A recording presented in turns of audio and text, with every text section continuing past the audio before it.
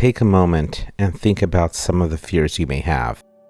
Fear is an innate part of what it means to be human, and its existence in this realm is there to make us whole, to give us a spectrum to develop balance, and to help center us.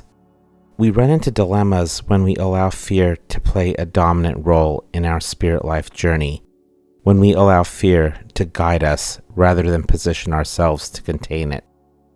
You are the creator of your reality, and the vast ocean of consciousness we find ourselves in is simply a space within which the reality you create exists.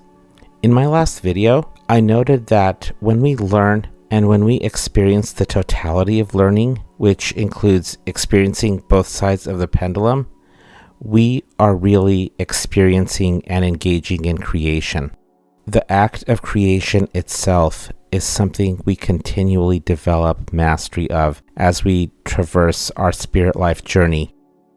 Earth was created in the image of the feminine, the heart, Sophia, and was countered and balanced with the image of the masculine, the mind, Yaldabaoth. The essence of Sophia and Yaldabaoth exist within us, and we are creation, the created, and the creator of our realities. We traverse our spirit life journeys on our own terms, although it might not always feel like it. We find ourselves in this realm to learn, to become better travelers, to become whole, and to make leaps and bounds toward realizing the center. We have all the tools we need. The essence of Sophia and Yaldabaoth resides within us, and learning to deal with fear is a critical component of this process. It is why the karmic cycle exists in the first place. And in this video, we're going to delve deep into this, break it down, and ask some very important questions. Let's visit the path of reincarnation and begin asking why one might find themselves before the tunnel of light in the first place. The tunnel of light is tantamount to ground zero of the reincarnation process. Also, understand that entering the tunnel of light is voluntary, but it is not the only part of the process that's voluntary. Biological death, the departure of the soul from the flesh suit, and the arrival in front of the tunnel of light were all voluntary to begin with. They were preludes. But for now, let's focus at the point where one is standing at the entrance to the tunnel of light. Why did one end up there in the first place? Why would one even be having a conversation with a being that is persuading them to take those steps and enter the tunnel? That's the proverbial question.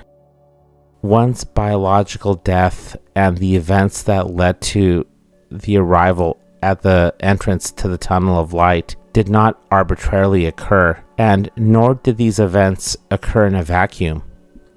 No event like this stands apart from the complex series of events surrounding and influencing it.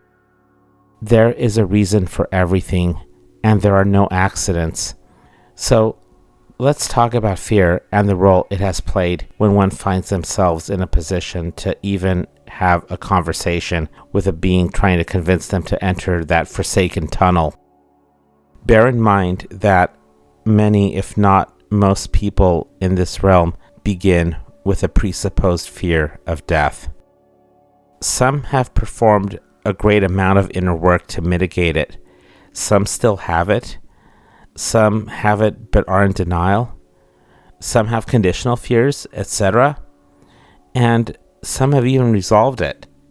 Nevertheless, the manifestation of the fear of death gives energy to the antagonist within.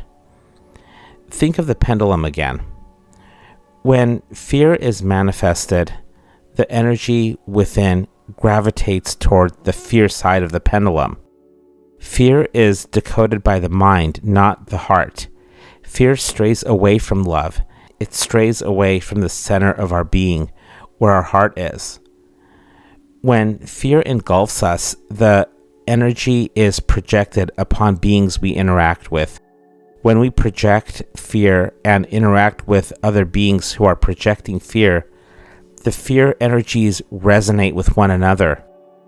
A space is created for these energies to thrive, and a version of this interplay materializes at Reincarnation Ground Zero, which is when one stands at the entrance to the tunnel of light.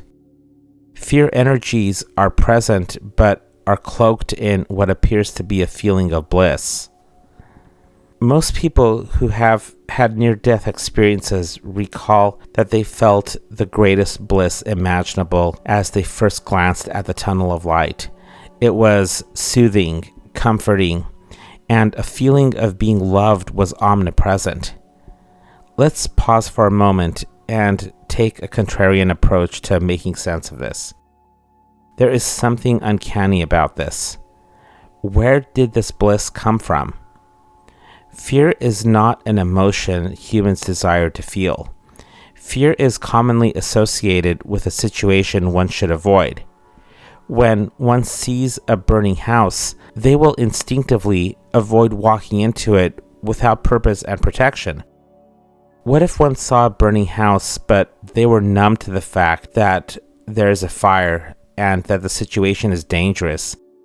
What if they perceive the fire as pretty red and orange imagery that is pleasant to be surrounded by? It's all about perception. If the fire is perceived as its antithesis, then walking into it is not going to seem dangerous until one actually walks into the fire. At that point, it's too late. So let's talk about reincarnation. Our actions are guided by our perceptions.